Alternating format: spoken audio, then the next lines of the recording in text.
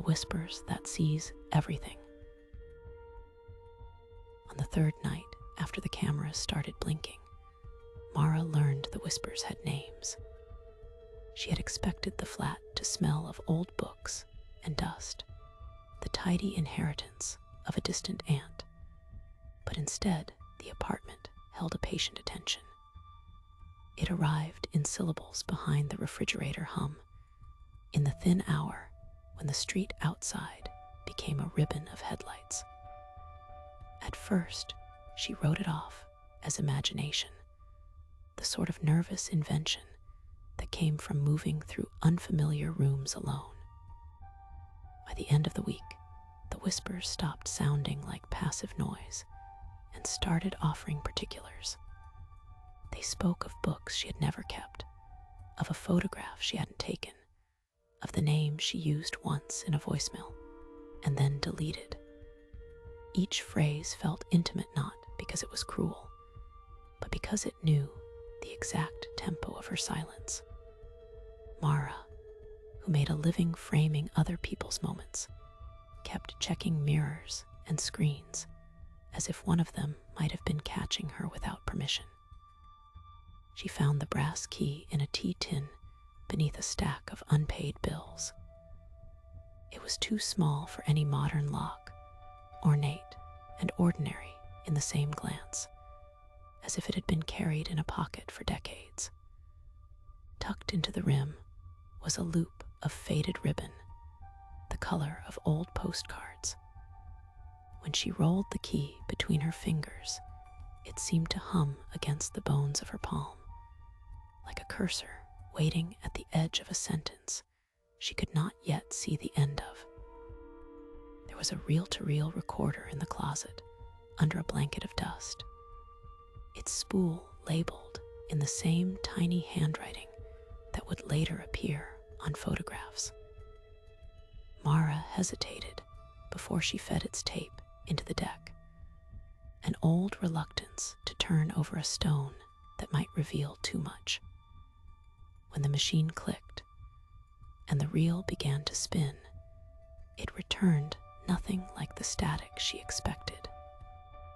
Instead, the tape held the whispers themselves, layered, patient, naming the apartment's creaks, the neighbor's cough at 2 in the morning, the exact arrangement of knickknacks on her shelf. Mara started cataloging oddities like a methodical detective. She pinned a fresh sheet to the wall and listed anomalies, lights blinking in patterns when she was thinking about a specific day, shadows aligning to suggest a second presence, the uncanny sense of being photographed from behind. Her pinboard filled with photographs she did not remember taking street corners at precise angles, people's backs, the inside of a grocery bag. Each image had a tiny label in that same exacting hand, dates that sometimes lay months in the future. Neighbors were useful in the way people become useful. Neighbors said nothing. An old woman on the second floor offered stale biscuits, but refused to meet Mara's eyes when she asked about the building's history. The landlord smiled and told her the wiring was old. When Mara asked whether anyone had ever complained about whispers, he coughed and said the building had always had noises. Her logical mind accepted these answers, but the whispering continued with the same deliberate tenderness of someone reading aloud from a secret list.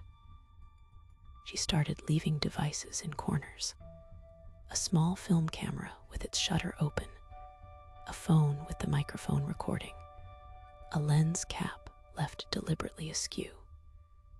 The footage sometimes returned mundane footage, a quiet kitchen, the empty stairwell, and sometimes returned frames that felt wrong in ways she couldn't immediately explain. A photograph where the horizon tipped at an impossible angle, a clip where her reflection in a window kept time a beat behind. The whispering on those nights moved from naming things to framing them, as if it were setting up a portrait. She began sleeping badly, rising to check the apartment as if someone might have left a letter on the kitchen counter. Days blurred. She started seeing the whispers written across surfaces in the grammar of scratches and dust. A mirror once fogged by her breath refused to clear entirely, and left behind a ghost print of letters she could not quite parse. When she rubbed at them with the heel of her hand, that same tiny handwriting from the photographs appeared on her palm, delicate, inkless strokes, like the memory of something written long ago. The most unnerving discovery came on a Tuesday when she looped the brass key through the handle of the old closet, and by habit turned it once. A soft click was the only sound, but the closet's back panel swung in like a secret door. Behind it lay a shallow cavity, carefully studded with photographs and clippings, angles of her own apartment, portraits of neighbors taken from inside corridors, candid frames of rooms with empty chairs. Each print bore a note referencing moments Mara had thought private. A bath, a burned pan, a late-night conversation with no witnesses. Confrontation felt like a civilized act, so she called the police and set out the photographs in a careful fan on the kitchen table. The officer who arrived was polite, eyes trained to observe, but not to be unsettled. He scribbled notes, took a picture for the report, and suggested perhaps someone had an odd hobby. He packed the images up, made polite noises about community resources, and left with the air of someone who had never been watched by a silence that could name his childhood street. Mara felt foolish for expecting force to resolve a thing that functioned by attention. After the visit, the whispers adjusted. They did not cease, they simply rearranged their focus. Where they had once hovered like a careful cataloger, they now felt more like an editor, omitting and cropping.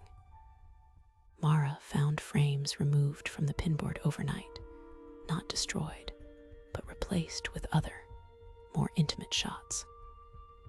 An undeveloped roll of film in her camera produced a single image, a dark hallway with a sliver of light at the end. Standing at the center of that light was someone who looked exactly like her, but the face was turned away. She tried to break the pattern. She bought blackout curtains, covered mirrors with sheets, swallowed her phone like a talisman, and then smashed it against the sink. For a time, the apartment seemed to exhale, relieved of screens and reflections. Yet silence made the whispers sharper.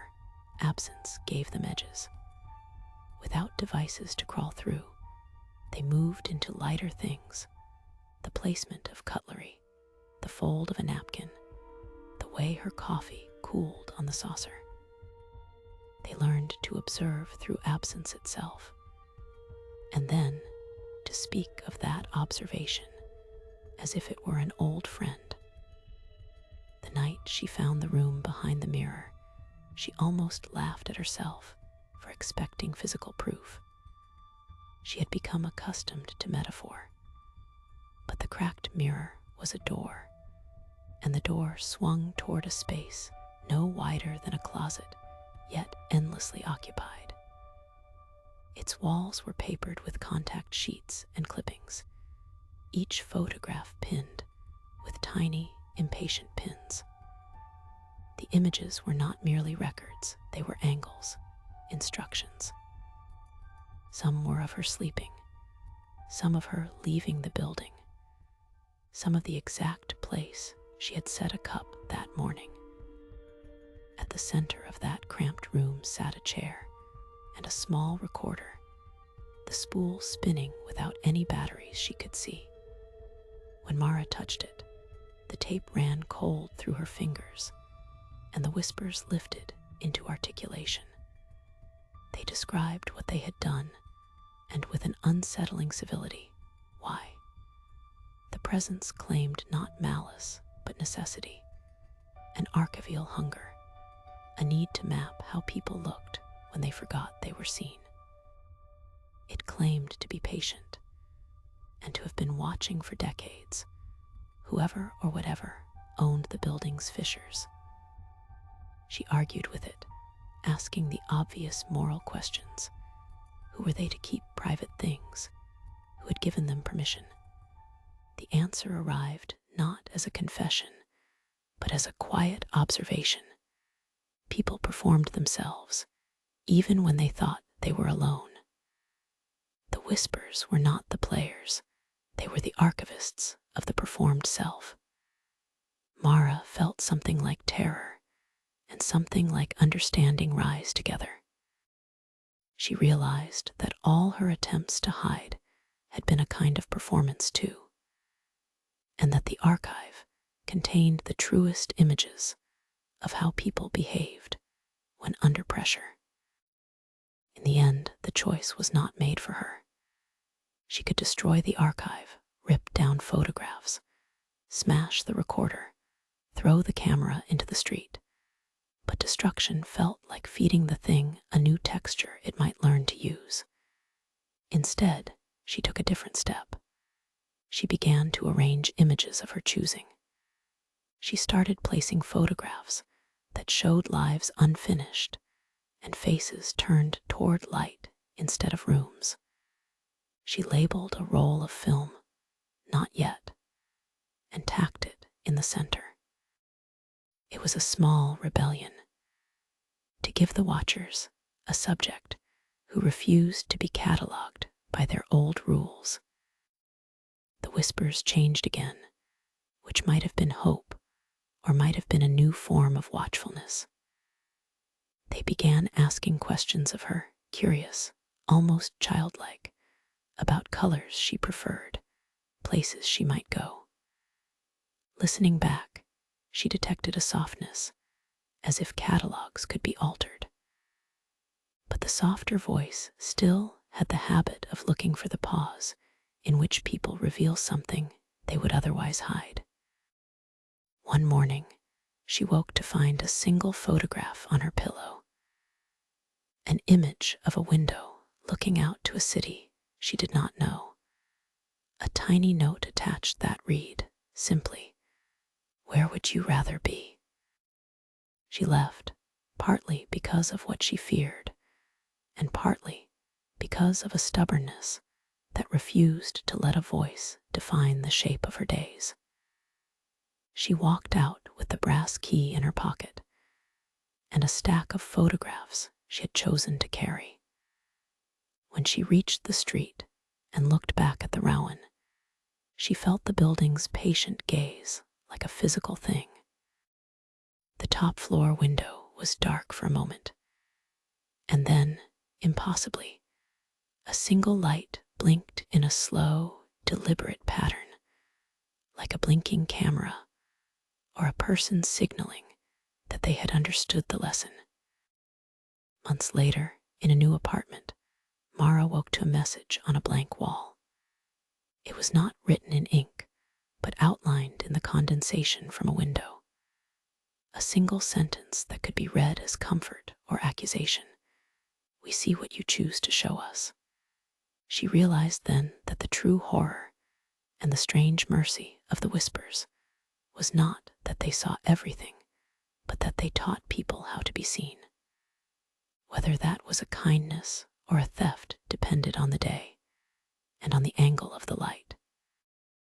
She covered the message with a photograph she had tacked there, smiling at its defiance, without ever quite believing she had the last word.